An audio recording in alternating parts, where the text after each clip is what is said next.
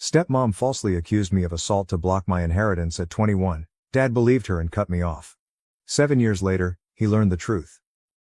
When I was 21, my stepmother falsely accused me of assault to prevent me from inheriting my father's wealth. My dad believed her and cut me off. 7 years later, he discovered the truth. Hello everyone.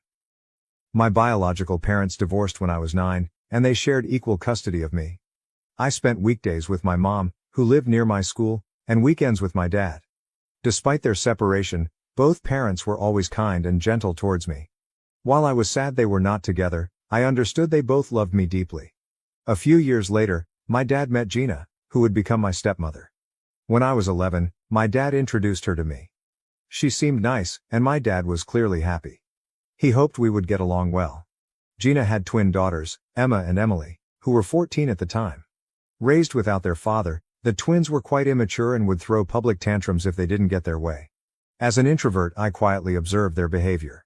After a year of dating, my dad and Gina decided to marry when I was 12. Even my mom attended the wedding. I was excited to have a new family member. Initially, I thought my stepmother and I got along well. However, a few months after their honeymoon, she told me one morning that she didn't really like me. She said we needed to pretend to get along for my dad's sake when he was around. She also told me to stay out of her way when he wasn't there because she couldn't stand the sight of me, as I reminded her of my mom. Hearing her harsh words broke my heart. I had genuinely liked her and hoped for a good relationship. The twins overheard her and later teased me, saying my dad didn't love me and preferred them. I remember crying and telling my mom about it. She immediately called my dad and gave him an earful. My dad assured her that my stepmom would never say such things and that I must have misunderstood her. The following weekend, when I visited my father, my stepmother appeared upset. She stayed silent in front of my dad, but as soon as he left, she angrily whispered to me, threatening that she would ensure I no longer had a dad in my life if I ever told my mom anything about her. She also warned that she would divorce my dad and take all his money, leaving him destitute if I didn't keep quiet. At just 12 years old, I was terrified for my dad, so I nodded in agreement.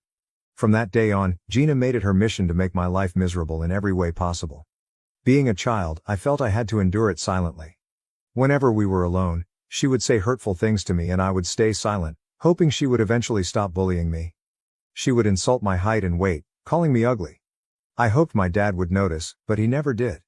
He believed Gina and I had a good relationship and would often force me to go shopping and eat out with her and the kids. She would use my dad's card to pay for our meals but wouldn't let me eat anything substantial at the restaurant. I was only allowed to have soup or dessert, no main course. I would sit there miserably, watching them finish their meals while crying quietly. I would return home hungry and she would force me to go to bed without eating. Many nights I cried myself to sleep, both hungry and exhausted from her cruelty. At that point, I was at my wit's end, scared, angry, and frustrated with both my stepmom and my dad. This is why I dreaded visiting my dad on weekends. Every Friday evening, I would try to avoid visiting by coming up with excuses like a stomach ache so I could stay with my mom. My parents started noticing, and my dad would call, expressing sadness at not seeing me. My mom would urge me to tell her if something was wrong, but I always kept quiet, still scared of Gina's threats. When I was 14, my dad decided to take the whole family, including me, on a trip to Greece. Initially, I didn't want to go, but my mother told me it was a good opportunity to travel and see the world, so I reluctantly agreed to join them. As usual, Gina pretended to be sweet and kind in front of my dad, asking about school as if she genuinely cared. I noticed she would subtly tease me in her sweet voice, making hurtful comments that wouldn't outright portray her as mean. For example, whenever I mentioned playing basketball, she would joke that I needed to be taller for that sport, even though I was quite tall for my age.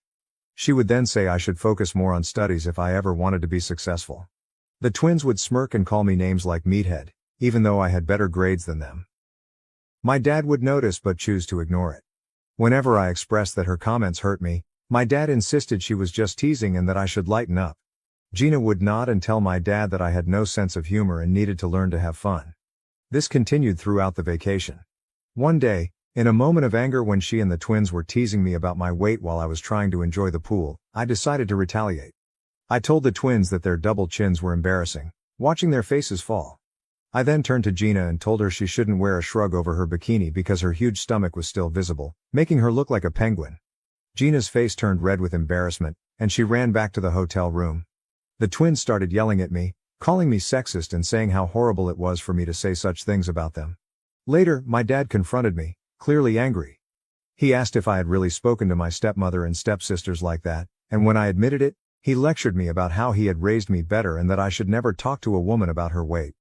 I argued back that they were criticizing my weight, looks, and height, but my dad forced me to apologize to Gina, who had locked herself in the bathroom crying after what I said.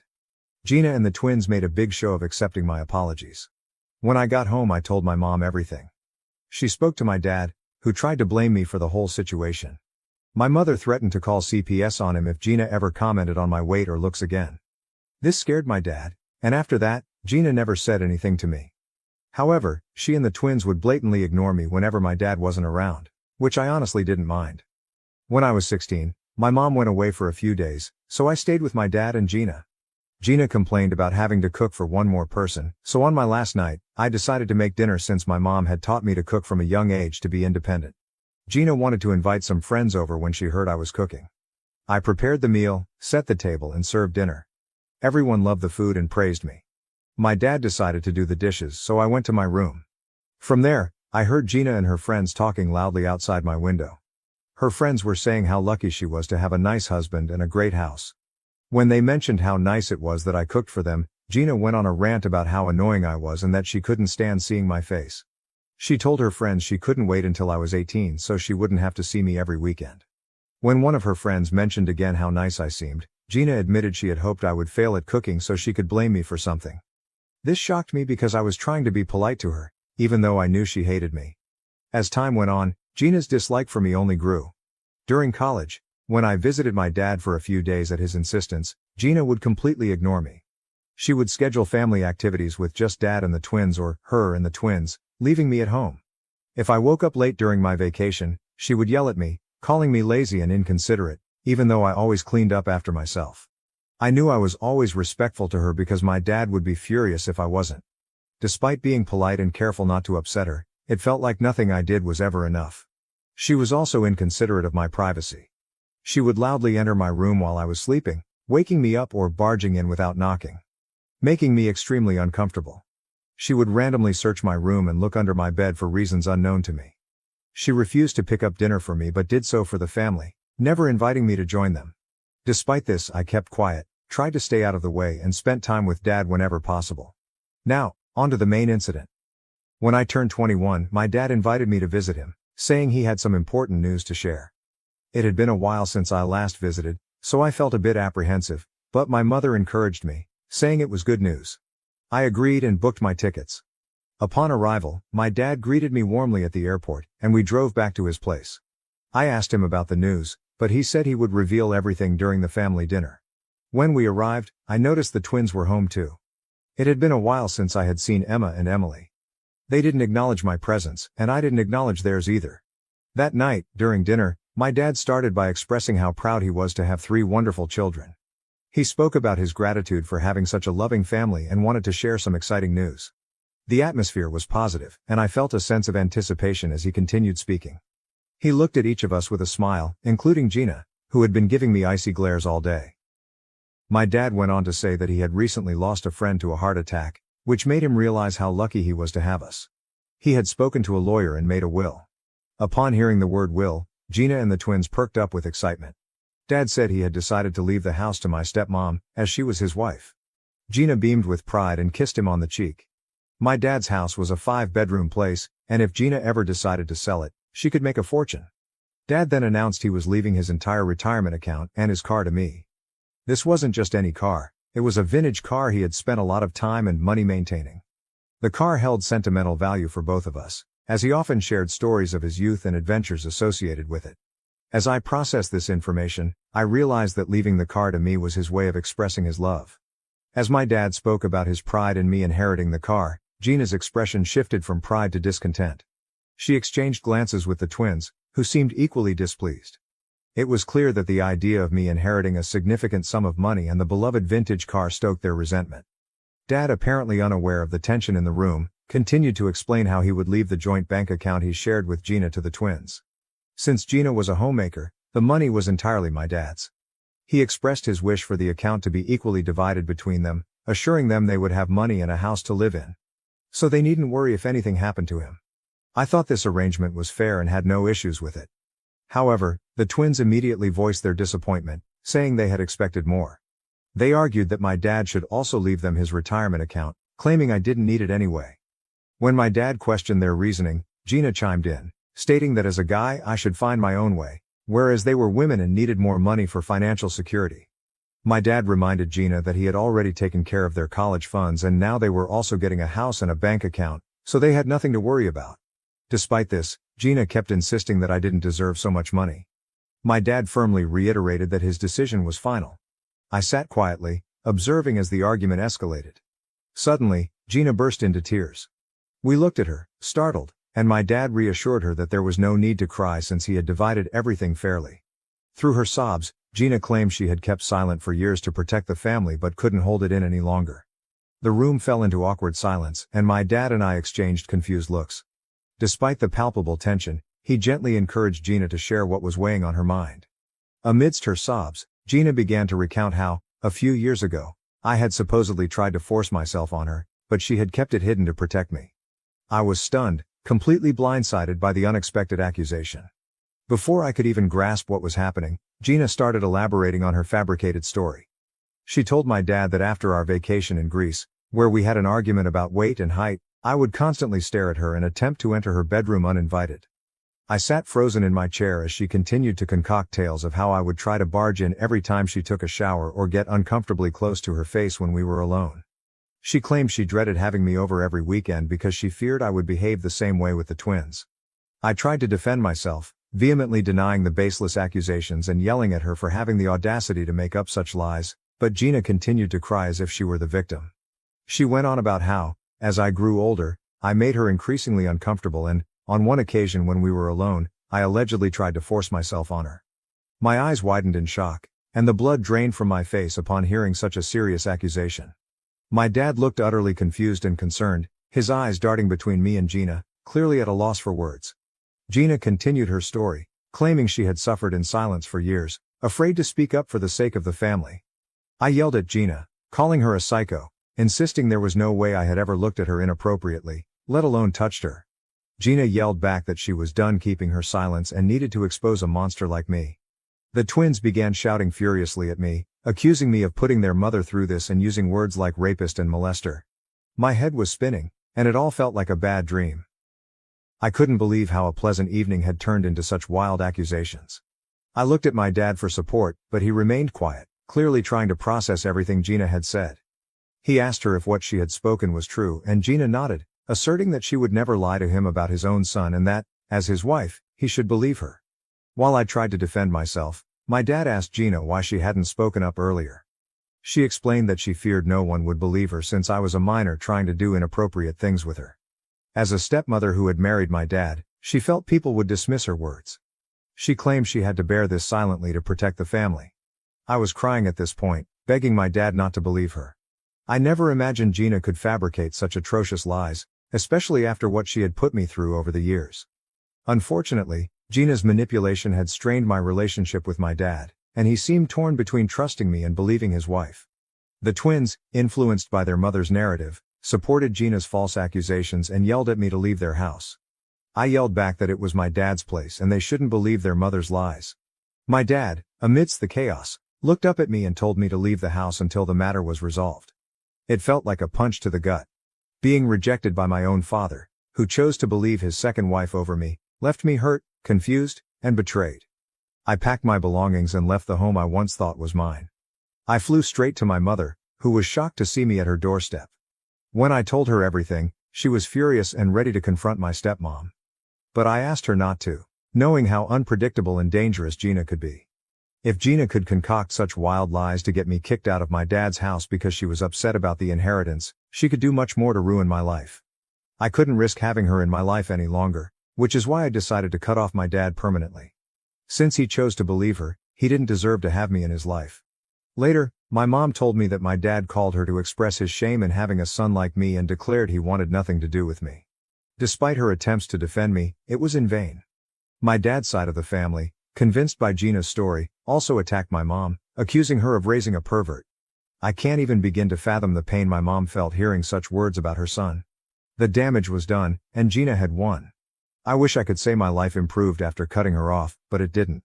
Gina and the twins continued bombarding me with vile text messages, threatening that I should stay away from my dad forever. It got so bad that I had to change my number to escape them. Even after that, things didn't get better. Gina's actions left me terrified of being around any woman, fearing I would be falsely accused again and lose my job and career.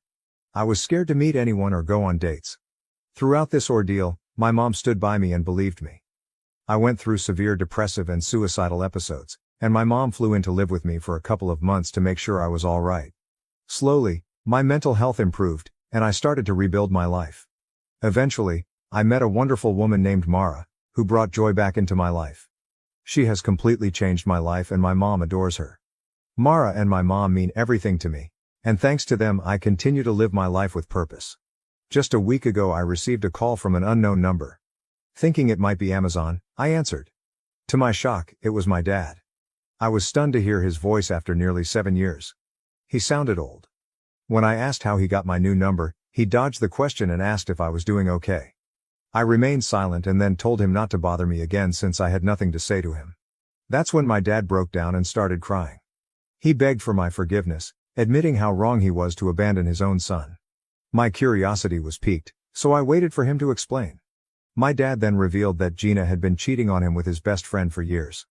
When he confronted her with proof, she stopped hiding and confessed she was tired of being married to a pathetic man like him. Gina admitted she had only married him for his money and despised being with him. When my dad pressed her further, she confessed to fabricating all the accusations against me because she hated me and wanted all his wealth for herself and her daughters. As you can imagine, my dad divorced her, and she got nothing from the marriage due to her affair. Despite her lawyers fighting for alimony, my dad said he had been waiting to divorce Gina so he could officially reach out to me and apologize for what he put me through. He expressed his desire to make up for lost time and rebuild our father-son relationship. At the mention of father and son, I couldn't help but scoff. I told him that he was no father of mine after how quickly he abandoned me for his wife's nasty accusations. I told him I wanted nothing to do with him and that he should stop bothering me. I ended the call and hoped he got the message. Since then, I've been bombarded with calls from my dad and his side of the family, who I don't even talk to, saying that my dad has suffered enough and that I'm just making it harder on him. Their messages leave me feeling conflicted. Am I the bad guy for refusing to talk to my dad after he cut me off due to Gina's false accusations? Update 1, my post was locked, but hopefully it's okay now. I've posted the link and tried my best with spacing. I'm on mobile. To everyone who offered support and advice, thank you so much. Your words helped me see things more clearly. I'm not just furious at my dad for believing my stepmother over me but also for all those years she harassed me while he did nothing to protect me. I was just a child and she blackmailed and manipulated me while I kept quiet. I think it's time I open up to my mom and let her know exactly what I went through because I know she'll understand. Update 2. Hi everyone, it's been a week since my last update. For those concerned about my mental health, I'm doing okay. Thank you for your kindness. I booked tickets for my mom to come visit me so I could tell her and Mara everything. They already sensed something was up. I started by telling them about Dad's contact after all these years, which shocked my mom. She asked why he reached out, and I explained. She had no idea he had gone through a divorce and was furious at Gina for what she put everyone through. Then I told them about how Gina would manipulate me when I was just 12 years old. I recounted how she bullied me when Dad wasn't around and threatened to divorce him if I ever told him. I didn't realize how traumatic these events were until I began to open up about them one by one. By the time I finished, I had tears streaming down my face. Mara and my mom were crying quietly as well. My mom immediately hugged me, repeatedly saying that I shouldn't have kept this all in and that it was okay to share. I cried for half an hour while my mom held me. Mara also told me that no child should have gone through what I did and that it was completely fine if I chose never to speak to my dad again since he should have protected me. My mom nodded, saying I had no obligations to explain anything to my dad because when I needed him the most, he chose to believe his wife over me. The only reason he was reaching out now was that he was lonely and had no family left. That's when I realized they were right. My dad perhaps never really loved me because if he did, he would have never believed I was capable of such things. Since then, I've felt much lighter after sharing my past with Gina out loud with my mom and Mara. I've blocked my dad and will continue to block any other family member who tries to interject in my life. I owe no explanations to those who chose to abandon me. Update 3. Wow, it's been 6 months since I wrote this post, and I can't believe how much my life has changed since then. I want to start by sharing some happy news. I proposed to Mara, and she said yes. My mom is thrilled for us, and we're considering moving closer to her because the schools are better there. Since both of us can work from anywhere, it makes sense for our future family. Thanks to advice from people on Reddit, I've also started therapy. It's helping me feel better, step by step. I'm trying to focus on the positive aspects of my life, like Mara and my mom. They've always been there for me, and I'm deeply grateful for their support. The past has been tough, but I'm looking forward to a brighter future, free from all the lies and drama. Thank you for watching. If you haven't subscribed yet, please do so and hit the notification bell to stay updated with more shocking real-life stories happening around you.